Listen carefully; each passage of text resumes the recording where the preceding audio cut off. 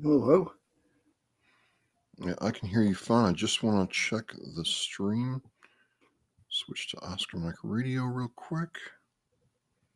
You should see it on your feeds, Michael.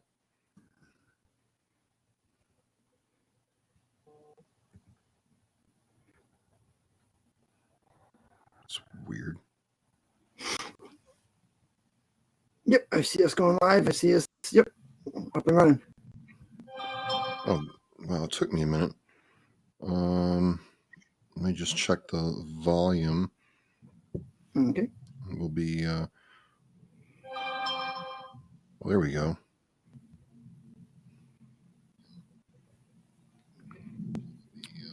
All right, great. That sounds good on my end.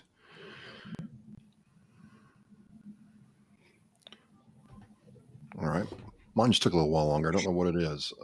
Good evening, and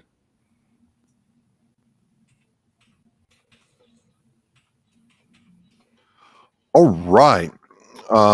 Hey, it's Wednesday evening, about 7 o'clock. Everything seems to be working fine. I can hear Michael. He can hear me. Hope he can hear us. My name is Travis with Oscar Mike Radio, and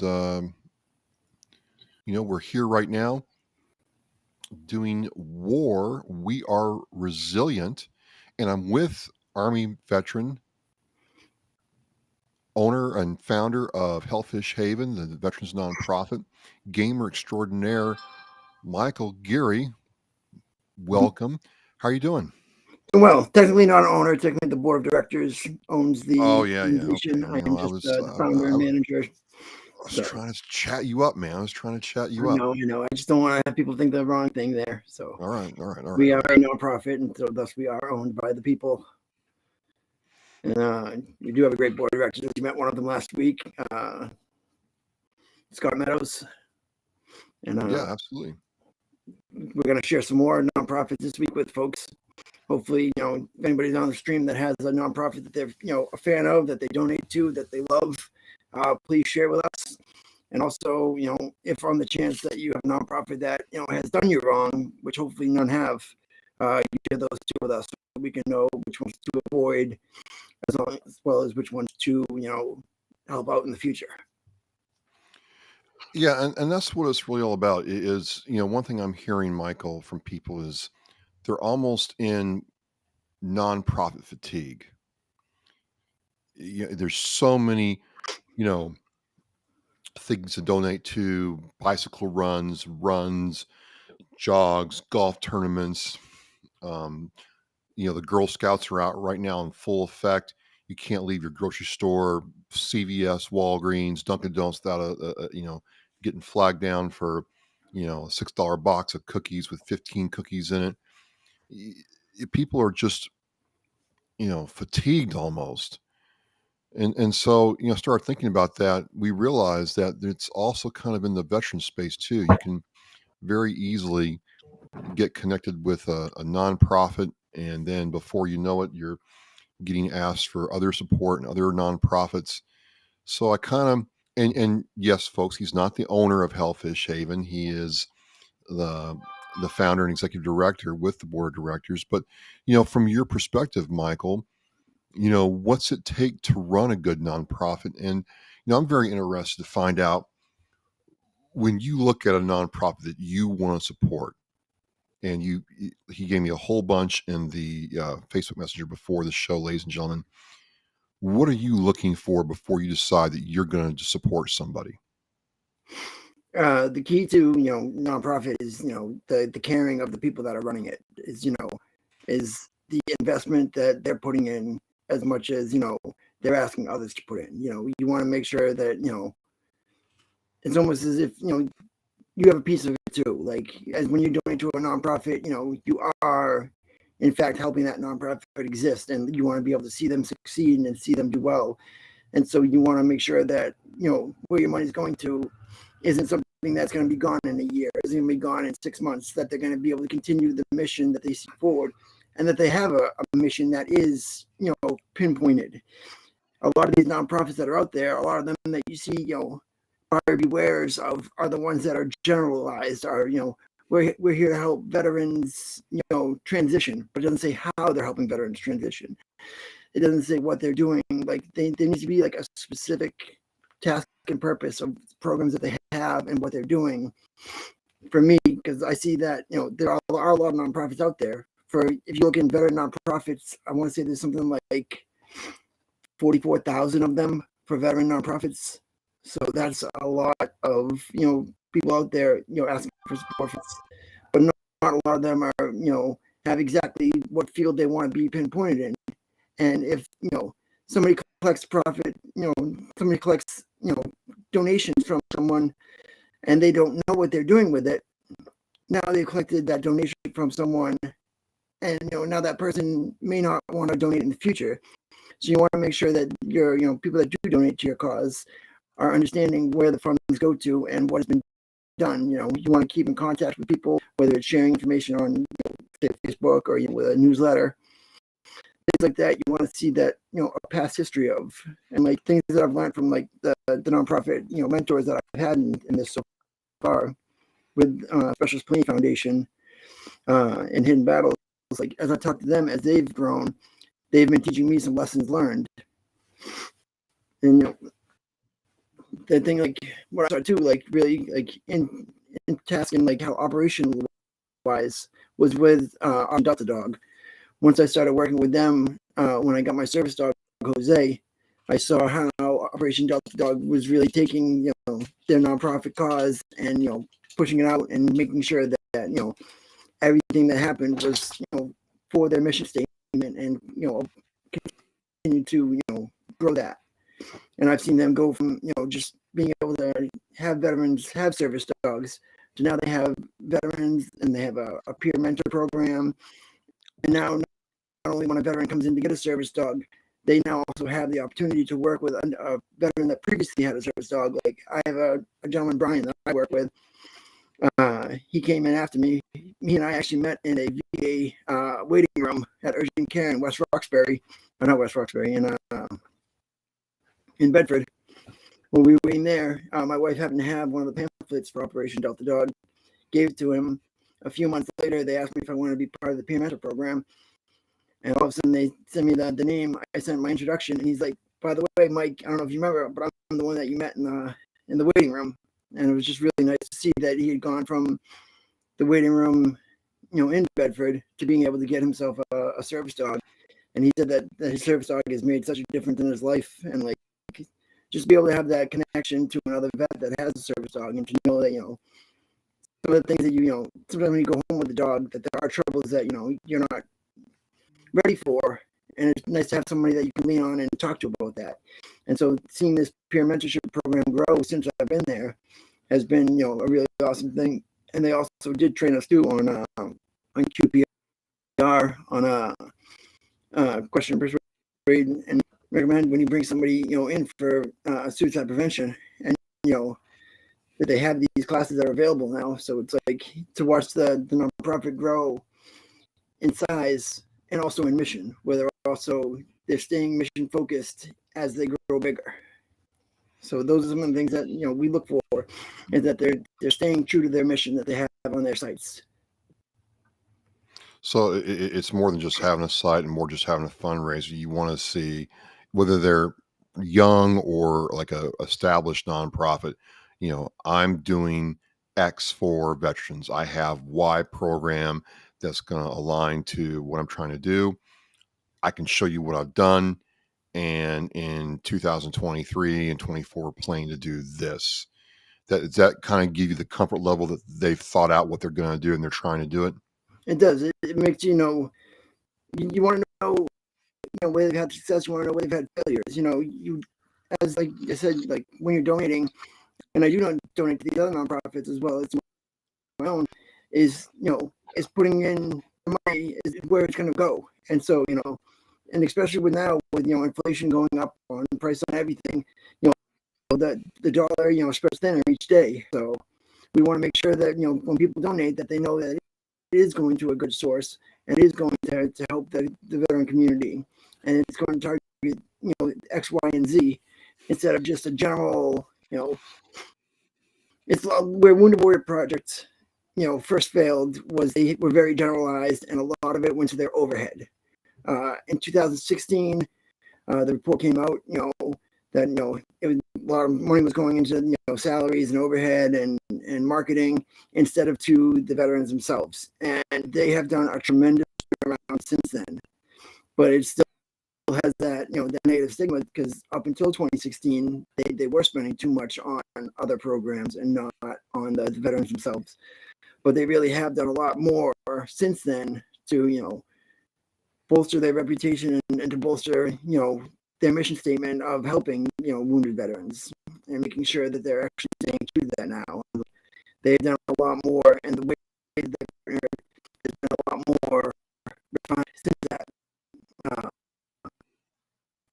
Whether it's warrior community they're talking about and sharing, such as the Warrior Care Network. That's one of them, where home-based program from the Red Sox Foundation and Mass General Hospital was part of the Warrior Care Network.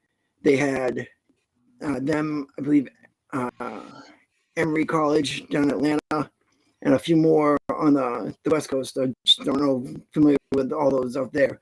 But I know the two out here, Emory and home-based program, they have these programs and these retreats for veterans. Instead of doing 2 years of care, you're now able to do 2 weeks worth of treatment.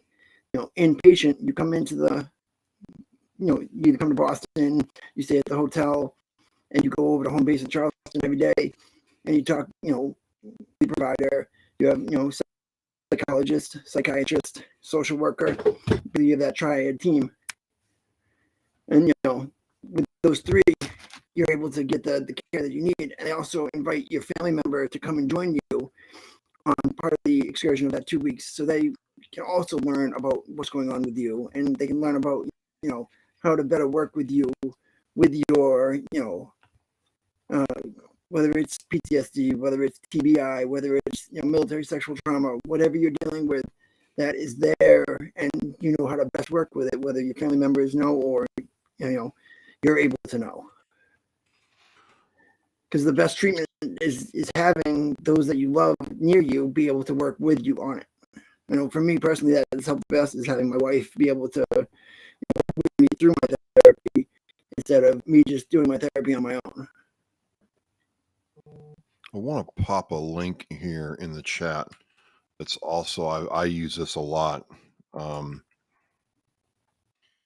So this link I put in the chat just now is in the case, Mike and I live in the Commonwealth of Massachusetts. Every state has something similar where they have their division of nonprofits through the Attorney General's office.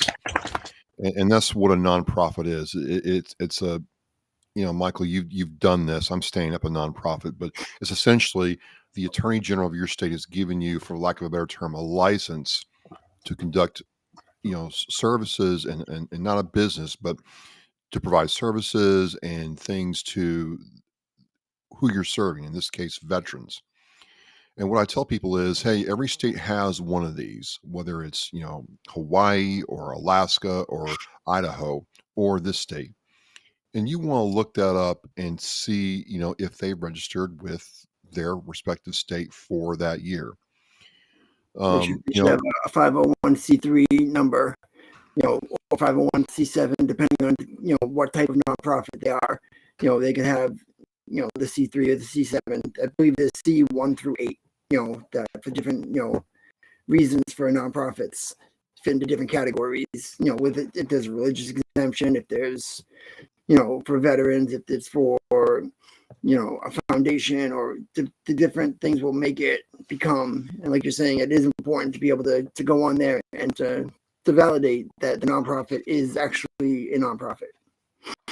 Right, because if they haven't filed their 990 or 990N, and that's the form that they have to file with the state and the federal government to attest to whether or not, I think the 990N is under $50,000 and 990 is over $50,000.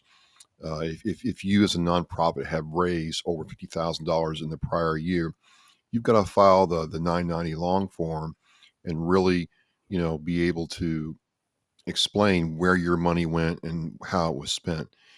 the 990 in, you better have your money straight, whether it's through QuickBooks or a CPA or a tax person, a professional.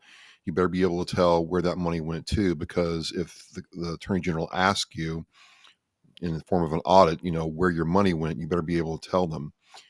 But some nonprofits get kind of lax on that, and they forget to file, or they get busy, or they've messed up. And if you look back and you haven't filed a 990 or tax return since 2020, that's going to raise questions.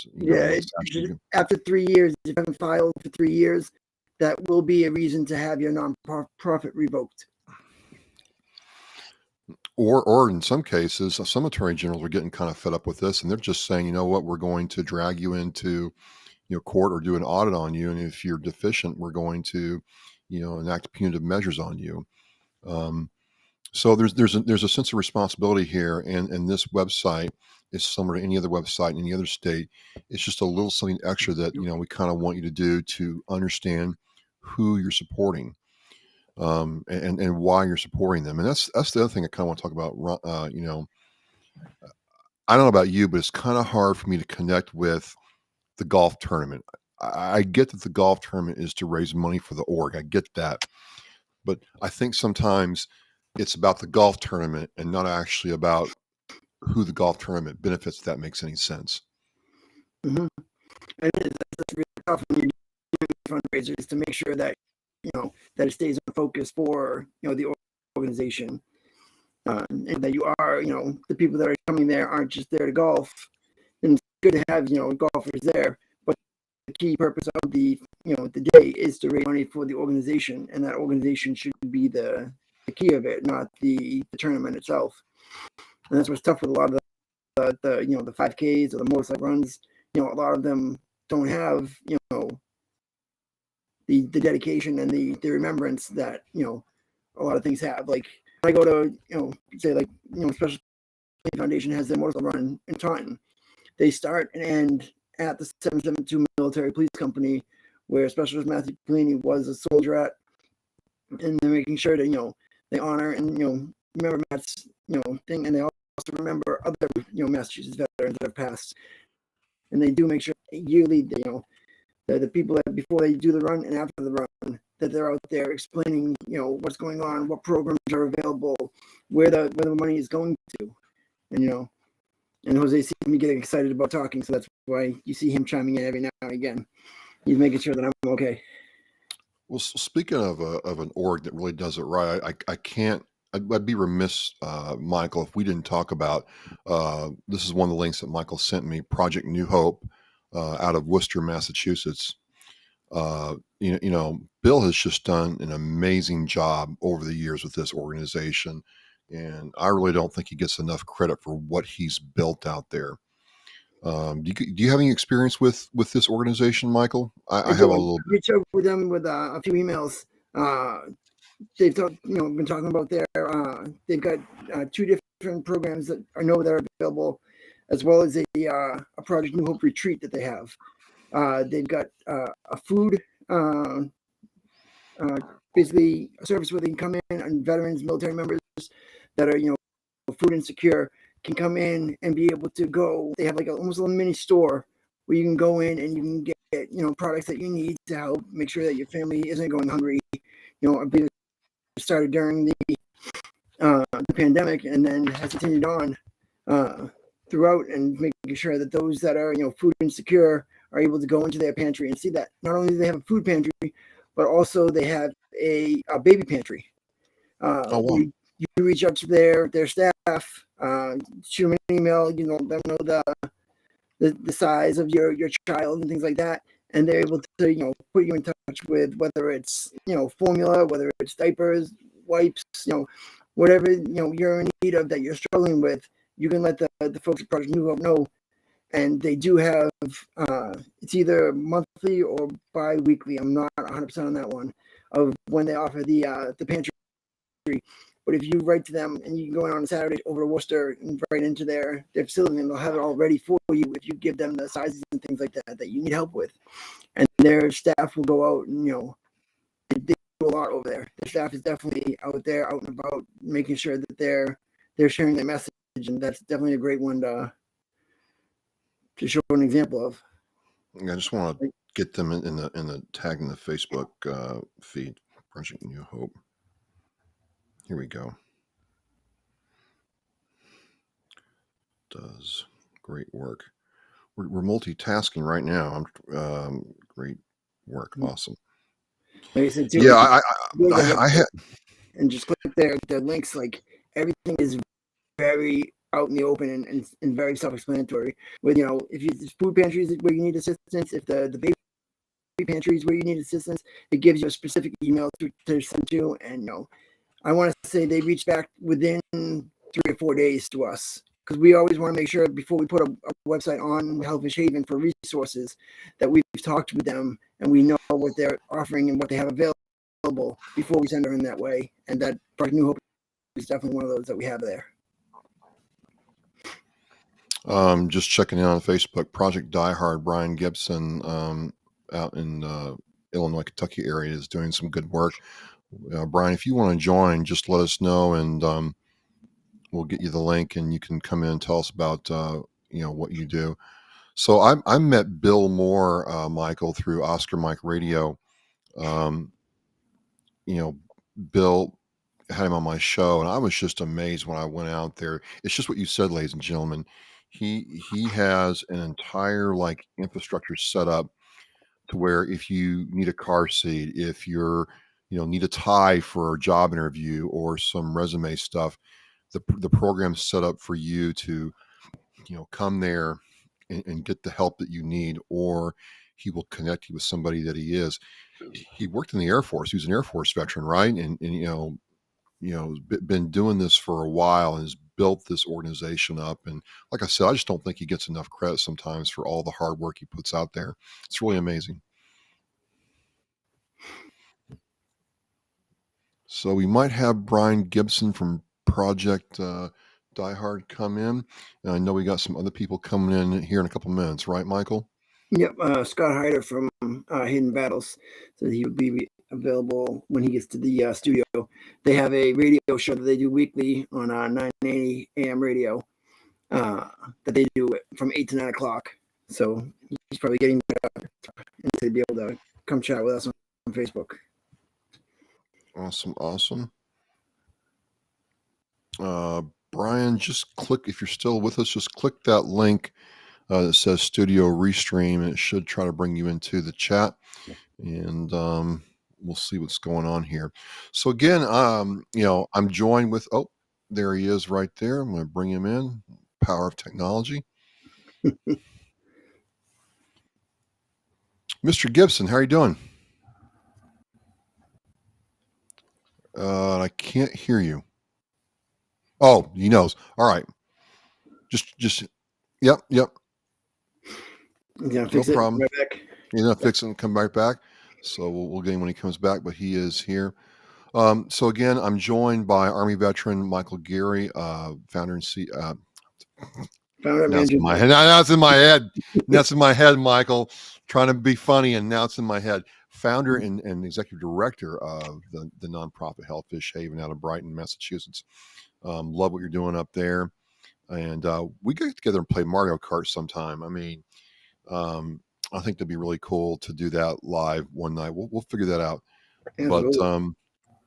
But we're at war. We're resilient, which is what WAR stands for when you see it here in the title, W.A.R. We are resilient, and so talking about nonprofits, because there's tons of them out there. A lot of them, almost all of them, I would say. There's some bad apples, certainly, but a lot of them are trying to help people where they are, which is what makes them so powerful. And, Michael gets asked a lot. Are volunteer based, where, not many people, if any, are taking a salary through them. I know, like from mine, Hidden Battles Special Cleaning Foundation, none of us take a salary. Every donation that you make goes to the programs for the veterans. That's hard to do. That's all. It's because, you've been doing this for a while. Tell people what it's like actually trying to not only do your nonprofit's function, but make sure the paperwork is filed correctly and that everything is notated and documented, and that you're being transparent with the right people. It's not easy, is it? No, there definitely is a lot of work that goes into it. And, when I first started, I didn't realize how much it would be. And then as I've grown, like I said, with the mentorship of other nonprofits, have really helped me break down, better ways to do it and how to manage it better. When I had, started with, people working with it, and then our staff shrunk, and then, now we're just down to me and some volunteers working on it. So you try to make the most of the volunteers that you can. And, you want to make sure that the paperwork is done properly, and, making sure that everything is, you dot your I's and cross your T's. And it is tough to get in there. At times it will, take, a month longer than you thought of things. And like writing these grants and doing these grant proposals, like, is a lot more time invasive than I thought it would be. I thought we'd be able to share, hey, this is what we're doing. But you really break down, where this funds would go to, and how to work the programs, and like explaining XYZ in a grant proposal does get to the point where, like, we filled one for the Staff Sergeant Fox grant that the VA has, and it was something like 35 hours to complete the application and the grant request for that. So these grants are very time consuming, and it is when you're a small team operating, it does take a lot out of you to do that. And it is all these volunteers that are out there doing it. Like there's Scott there if you want to send him the link. I'll try. Okay, I'm gonna put the link in the chat again. Scott, just click on this link that's popping up in the chat, and we will bring you in. Brian will get you on after we get done talking to Scott. So just click on that link I just posted in there, and you'll come in. We'll bring you in. I think it's a very good point. People don't understand how much work grants actually are. And I've talked to some people who've actually gone out and hired grant writers, which, I'm like, my nonprofits, that we're starting, it's not big enough for that. But if you don't know what you're doing, grants can be just a huge expenditure and time. And it does definitely, you're sitting there late hours of the night, trying to pull out what hair we have left, and like, Hair? what do we do next? Like, there ain't nothing up here. I'm not, don't tell me that, Michael. I'm like, hey, I need to save what I got. So just check with Michael and see if he's got the link and is all set.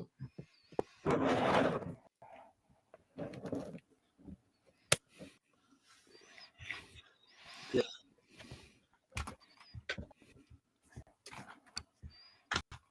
So this is the cool thing, you can be part of the conversation.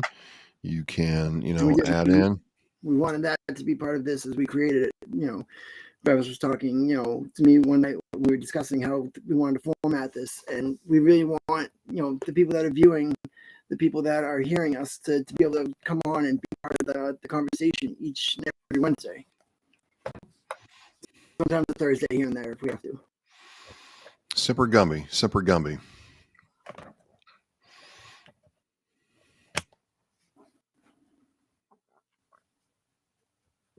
Well, I guess we'll keep talking. No reason to keep quiet here. Hey, and if you're out there watching this, please put in the chat too what you'd like us to talk about. Maybe you have a question about a particular topic. Maybe there's something that you want to share in terms of an event. And Craig Chapman mentioned earlier, New Englanders helping our veterans. Craig was on with us either the first or second week. Yep, and there he is right on cue. Almost if he knew he was talking about him. The struggles with the grant writing. One thing that I found recently for grant writing is using Chat GPT. And you see it in all the different things of how it's it's passing the bar exam for people. It's it's for papers for students in school. And one of the things that you can put is you can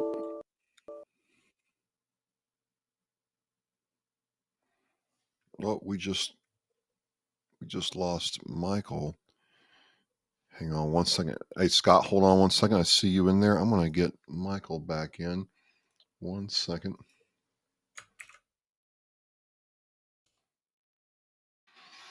Hey, Scott, just stand by real quick. 1 second, brother. We'll get you in. I think Michael's dog hit a button and dropped him out. So I'm going to see if he comes back in. I'm going to bring in Scott while we're here. Just waiting. Hang on.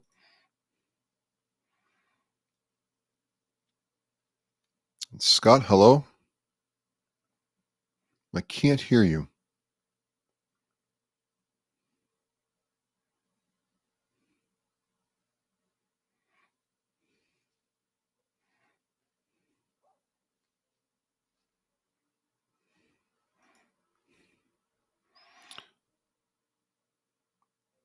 Are you in your...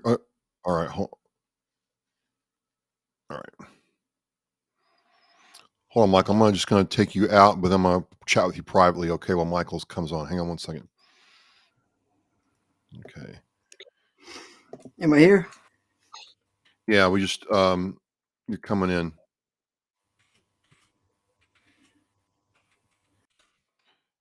Scott's on his phone and it's just having some trouble with the audio, so we're going to see if we can get him working.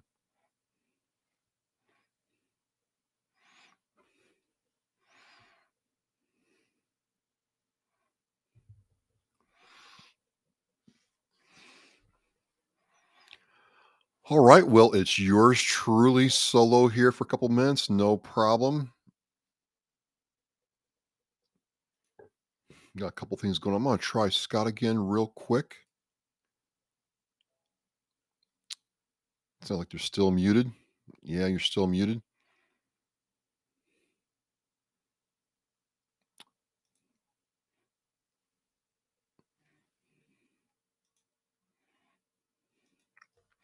All right.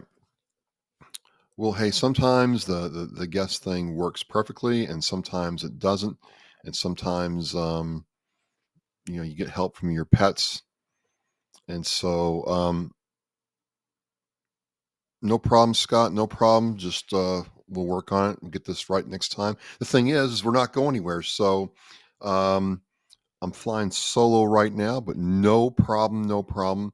Um, to me, this is really invaluable. We'll have this on more and more because Michael does this. Michael, does his nonprofit, full time almost.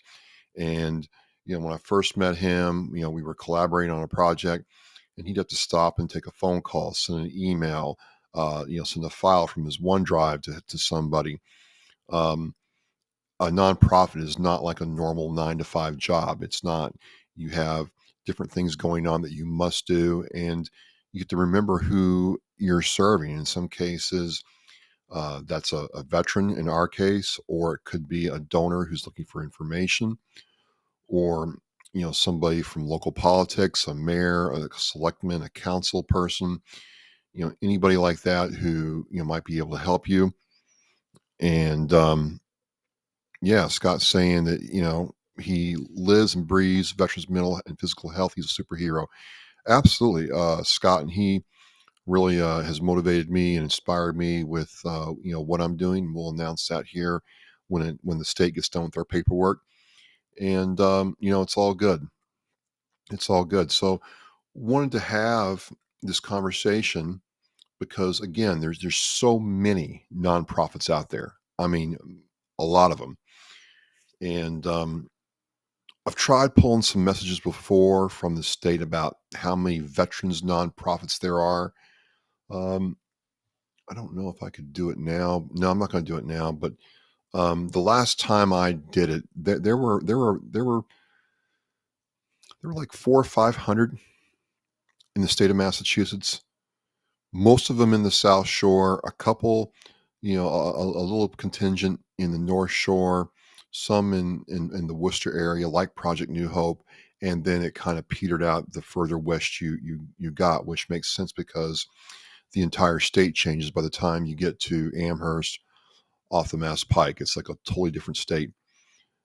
So, hey, Chris, we got Chris, Scott, and Chris from Hidden Battles here. Do you all want to try the link again? If you do, hit the link, and we'll try to get you in. If you're using your cell phone, you got to make sure that your phone is allowed to access the microphone and speaker. It's a little wonky from Zoom, but it will work. We've had it work before, but we got Mike coming back in. Or I'm going to bring him back in right now. Mike, how's it going? Doing good. We got Chris and Scott are on the chat with us. Yep. See him on the chat. So just said, hey, if you are joined by cell phone, anybody, the link's in the chat.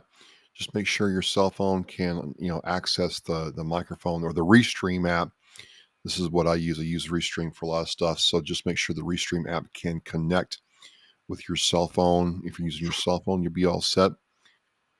Okay, if you guys do just want to throw a little description in there, a little blurb about there you guys go. See ya. Well, I think they got audio. Can you hear us now? Lima Perfect. Charlie. Thanks for hanging in there, guys. So we're yeah, thanks. Absolutely. We're just getting ready for our show, and they're recording another show here, so we're just kind of keep it down a little. But hey, we appreciate you guys letting us on. Hey, no problem. Michael spoke very highly of you all, and just if you would tell us who you are and what you all do, please.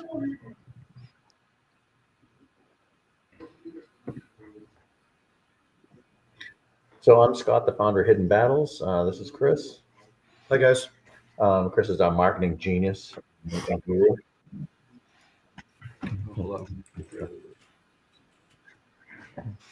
So we're just trying to get rid of the echo that we were creating there. So we are an activity-driven mental health nonprofit that helps veterans and first responders with their post-traumatic stress, depression, and suicide prevention. So we do a bunch of good stuff like kayak trips, rucking. We do equine therapy. Fly fishing, couples cooking classes, movie nights, everything. You think of it. If you find a thing that's going to interest and draw veterans first responders out of the darkness and into our community, then that's what we'll do. How long have you been doing Hidden Battles? So we started in 2017. So yeah, we've been doing it since then. We last year we did some numbers that we were talking about on the show last week. So we did some numbers for last year, fiscal year. We did 110 events, and we serviced over 1,600 individuals. Wow, that's amazing. That's going. How do you get that all done in that kind of time? That's like one every 3 days. This is what we look like at 22 years old. No, so what we do is we hold a weekly hero support group on Tuesday nights. We do that. So we count those as our events because obviously we're serving our brothers and sisters. But we do movie nights, which will draw 100 people. We do trips to Canopy Lake Park, to Fisher Cat Stadium, which draws a good amount of people. We do the 22 for the 22. Oh wow! Nice. So we have the 22 for a 22 event. Stuff in the background. Oh, there we go. So that's an event that we do, a 22K ruck. It used to be 22 miles, but it's 22K now because we didn't really want to kill everybody, to come out and do it. So what we do is we now just do the 22K. Mike was out there last year. He brought Jose with him. He set up his table. He met a bunch of people. But we have over 250 people come to that event. And it's just to come out and realistically, you can do a 5K, you can do a 10K, you can do the 22K, or you can just go until you drop, and then Scott, where is that at? It's going to be at Hebron, at the Hebron Town Common, at Hebron, New Hampshire again. Mm-hmm. So we start there, we end there. We have a barbecue, we have live music, and people just hang out at the end. And that's realistically what it's about. We want to bring awareness to the 22 a day, and two, we want to have everybody come and hang out and form that bond, that community that Hidden Battles is. I mean, because realistically, that's what we are. We're a community of like-minded individuals who have gone through the same crap, and we just build on that network. So now, I mean, Mike, that's how we met. We met through Peterson, through the Pelini Foundation, Pelini Fund, And that's realistically what we want to do. We want to build our communities of Hellfish Haven and Oscar Mike and Polini and, Swim at the Mission, Scars and Stripes, 22 Mohawks. We want to build that community that we're all helping each other out. Well, that's one thing that kind of gets me is you can't, as a nonprofit, operate alone. You've got to build relationships to be effective. I mean, do you find that to be true? Listen, just like the military, you can't perform any mission without support. Yeah. And we got to all support each other, right? Like you have your snake eaters. We'll let the snake eaters do their thing, but you still need infantry, you need artillery, you need logistics and supply and mess and finance. You need all these things to make the mission happen. And there's no way that Hidden Battles is going to do it by itself. We need to rely on people like Hellfish Haven, Specialist Bellini Foundation and stuff like that, because if I can't do it, I need to find the person that can do it for you. It's just the way it is, Like I remember when Mike was looking for Jose, Mike Peterson reached out to me and he said, "Do you know any service dog places?" Now, yeah, absolutely. Operation Delta Dog's the way to go. And we assisted with getting Mike Jose, And that's just what it's all about. If we can't do the job, we find the person that can. Well, that's really interesting. I mean, you clearly say, "Hey, I can't do the job. I'm going to find the person, let them take the credit, let them provide the service, but the veteran and the person you're serving wins." And a lot of people miss that. They want to, be in their own perimeter and do it, with them in the front. And that's not the right way to do it, is it? It's got to be. It's the only way it's going to work. The only way. Listen, the mission is to improve the lives mentally and physically of our brothers and sisters, right? And you got to put all your feelings aside, your egos aside, and everything else, because it's the only way it's ever going to work is if we all work together. And if you can't, you have to pass the torch. Yeah, like on the 22 for 22, Hellfish Haven, we go out there, but we don't go out there as Hellfish Haven. We go out there as a hydration station. We're out there to make sure that the walkers, the ruckers, the runners, crazy as they are out there, making sure they are hydrated out there, and we make sure that we provide that service that day. We're not part of Hellfish Haven that day. We're part of Hidden Battles. Making sure that we're fighting the same fight together. Yeah, absolutely. And we let you put out all your flyers and everything else, which is great that way, because you never know who you're gonna connect with, who you might meet that day. So I mean, we talk about you guys all the time, and I know vice versa. And as far as Craig, I saw a comment that came in about Cynthia, we too loud? Marketing guru stuff. So I don't really do grant writing. I deal with all the social media aspect and kind of flyers and just publication things, if you will, to get the word out about all the events. So that's kind of what my thing is. I'll pitch things left and right. We joke that me and Scott get paid to leave places. We do. Well, obviously we can talk, and we'll talk to kind of see. We listen. We love when people sponsor us, but we're not looking for sponsors. We're looking for partners. We want people to invest in what our mission is, and and if we get partners with somebody, then they're not just throwing checks at us. They're actually helping us spread the word, and they're investing themselves into us. And that's realistically the best thing about going and talking in person to people, because we get checks all the time, and we always reach out to them and say, "Hey, thank you very much. Well, let us tell you the impact of the money you just sent us is going to be," and they love that, and that seems to get them more involved, because it's now they actually see our mission, and it's not just them giving us a tax write-off. They're actually like, "Oh yeah, absolutely, this is the way it should be," Awesome. So if anyone wants to reach out to us, obviously our website's hiddenbattlesfoundation.org. They can also email us at info@hiddenbattlesfoundation.org, or even check us out on Facebook and message us that way. Me and Scott have a very good response rate on all of those. So, and you guys do have the radio tonight. What channel? So we're going to be on radio 980 AM. It's WCAP. If you go over to our Facebook page, Hidden Battles Facebook page, there's actually a link that you can actually listen to on live stream, because we're in Merrimack Valley. We don't really have the best antenna, but you can get us live stream. But I think we are actually going live on Facebook tonight, so you can check us out that way. Excellent. We got thank you guys for coming in and joining us tonight. And there is a Hidden Battles group too on Facebook. If folks are interested in joining that, they got the group on Facebook as well as their page.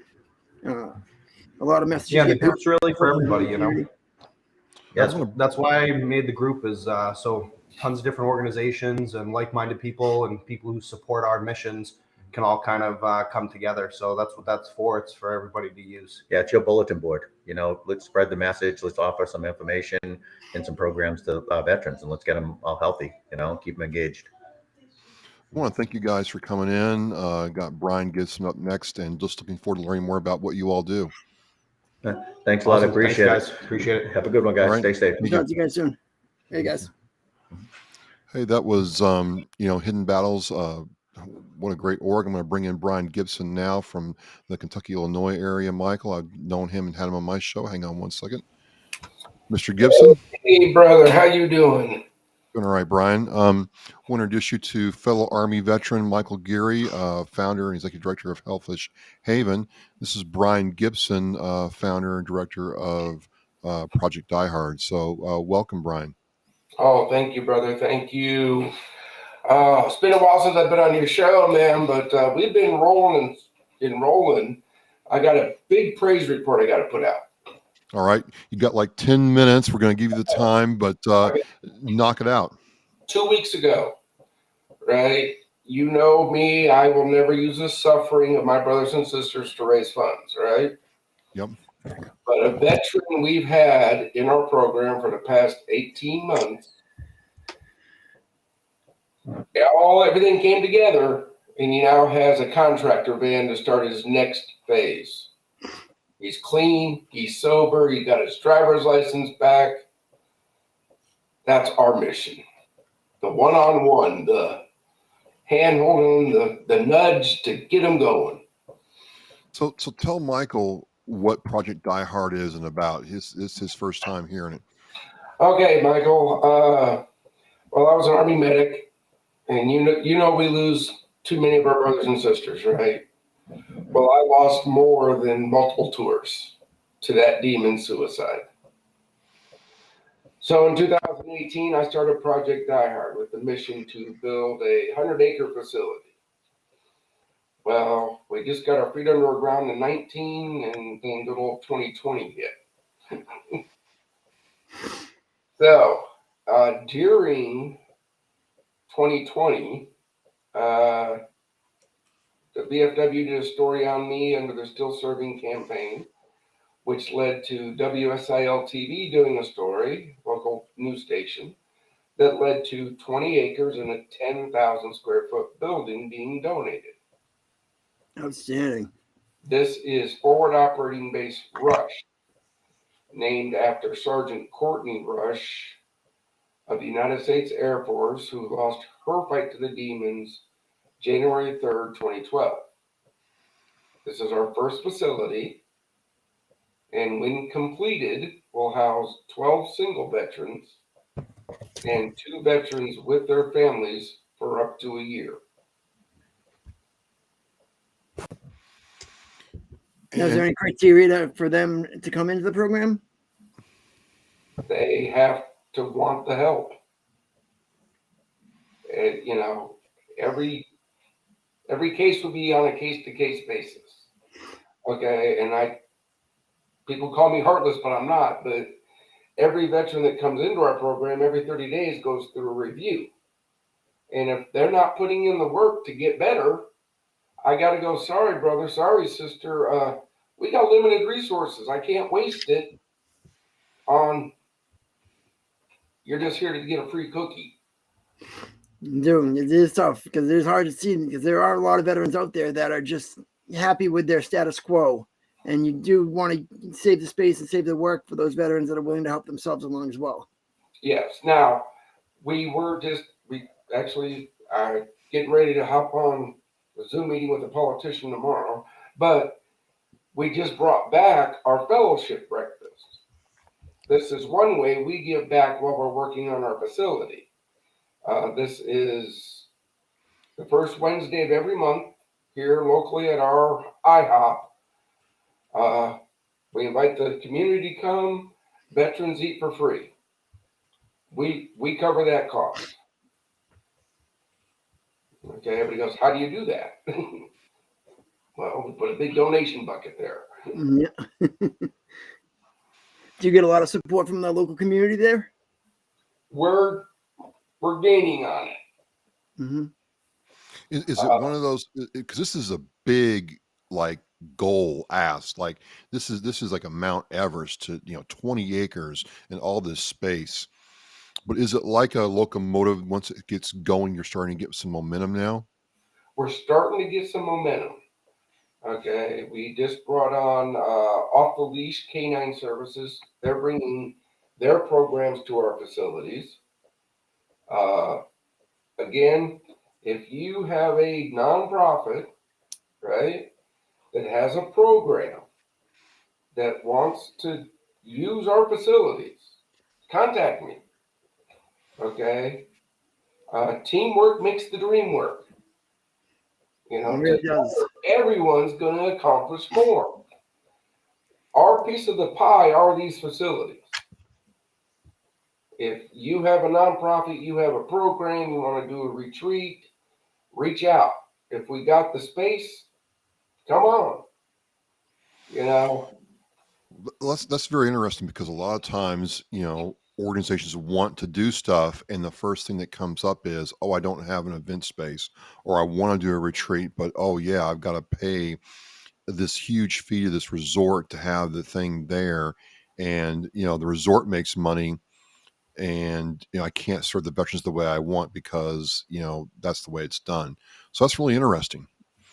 Forward Operating Base Rush will have a retreat center. We got 20 acres. You got to go across the stream, which if you know of any Boy Scouts or Eagle Scouts that need to build a couple bridges, let me know. Right?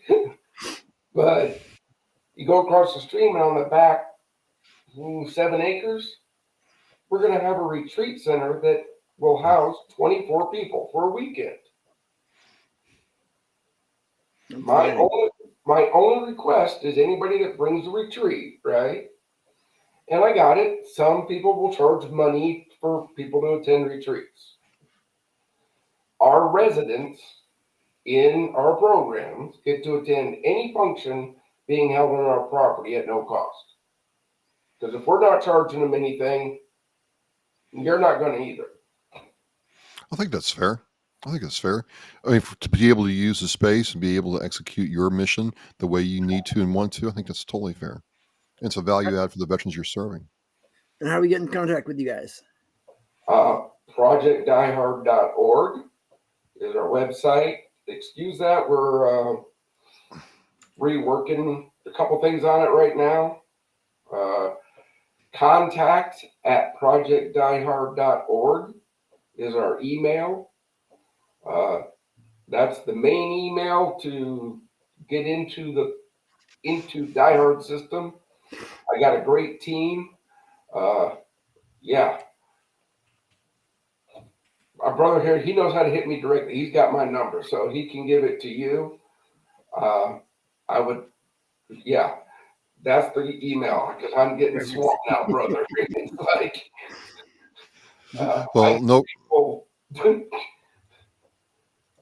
no problem. I'm just glad to have you on. We're getting ready to wind this down, Brian, but thank you so much for popping in and telling. I mean, you're in the Illinois-Kentucky border area near Indiana. We're here. Western Kentucky, Southern Illinois, Indiana, Missouri, all within 40 miles. We're here in New England, but a lot of people here in New England learn about what you're doing tonight. And that's very important. So thank you so much, brother, for coming on. Brother, and have a safe and blessed one. I still want you on our podcast. All right. We'll make that happen for sure. Right, later. Really cool, man. Thank you, Michael. I think it's really cool that, hey, we got Russell out in Seattle watching this. We have people from the Midwestern all connecting on the same wavelength. And, it was great meeting, your guys tonight. It was just awesome. It'd be nice. Like I said, too, those guys are going to be having their show at, 8 to 9 that they do with 9:80 a.m. And they have a restream on their Facebook for Hidden Battles. And it was those guys, like they said, I met them through Mike Peterson at the Special Cleaning Foundation when I was in search for a service dog. They were the ones that, got me in touch with Operation Delta Dog, who I got Jose from. And it was at no charge to the veteran. And at first they were a little concerned because I didn't have a car. I didn't have the license to get out there every week for training. And, once they, made that commitment that they would help get me out there if I ever needed it, Delta Dog was more willing to accept me into the program and did. It took a little back and forth, but we got out there and, they did, have me on the program, and we are working on something in the near future to have a program closer to Boston for those veterans that can't get all the way to Hollis, New Hampshire for training every week. We're trying to set up a program that'll be closer to them, where they can just take the T over instead of having to, drive an hour out to Hollis, New Hampshire to be able to get a service dog. Awesome. Well,